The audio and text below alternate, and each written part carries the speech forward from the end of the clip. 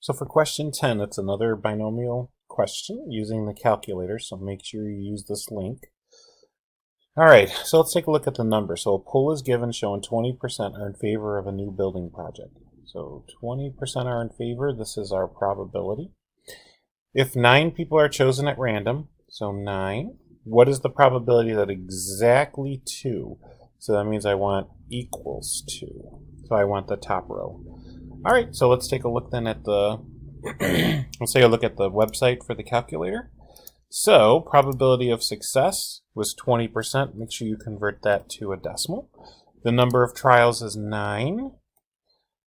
The number that was successful is 2, and hit calculate. I'm just going to double check that I have all the right numbers, 20%, 9, and 2. All right, so the number I need is right here in this first area where it says equal. So I need 0.3020. So let's see if that works if I type it in.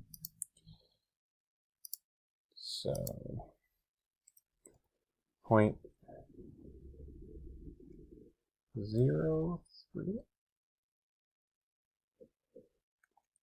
Was it 3020? Let me just double check that that's the right answer. So, yep. And let's just get that entered. And hooray, we have our correct answer.